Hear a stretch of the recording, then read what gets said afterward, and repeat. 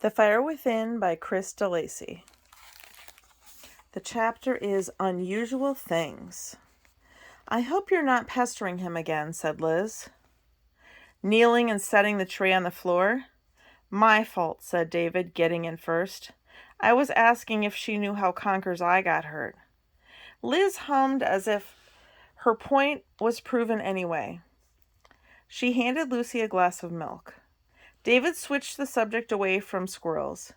I hear you've been making me a dragon. Just a little housewarming gift, said Liz. It's a special one, Lucy put in. I've got two. Gawain and Gwendoline. She pronounced the second dragon's name Gwendolen. David, mystified as always when the talk turned to dragons, heaped a spoonful of sugar onto his tea and said, What do you mean special? Lucy looked up. They're little reflections of their owners, said Liz. Help yourself to a cookie, David. She pushed a plate so close to his face he could almost eat a cookie without having to pick one up. He smiled and took a graham cracker. Lucy sank back, looking miffed. She grabbed a cookie and chomped it hard. When I make someone a special dragon, Liz continued, I try to bring out some quality or interest of the person concerned. If you were fond of baseball, for instance, I might make one holding a bat. He likes books, said Lucy, picking up a large spiral-bound volume. It had a bleak gray mountain range on the cover. She turned a few pages and put it down, bored. That's a textbook for college, David said. I do read other things, stories and stuff. Lucy sat up smartly. Would you read one to me? Lucy, snapped her mother. That's very cheeky. I have a story every night, Lucy went on, regardless. Mom tells me about the dragons. David glanced at the ceiling as if it were a window to the den above. I'm impressed. A storyteller and a potter? They're hardly bestsellers, Liz said modestly. She raised a hand before Lucy could speak. Go upstairs, please, and change out of those clothes. And while you're up there, check on David's dragon. Lucy sighed and wriggled off the bed. Her feet had barely touched the floor when there came a dreadful shrieking sound from the garden.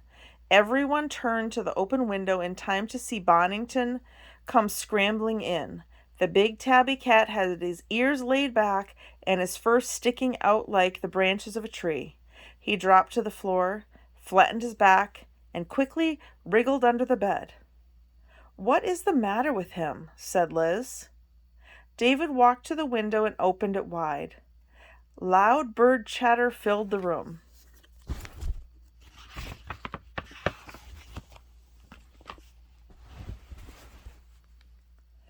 Go and see, hissed Lucy, tugging David's sleeve.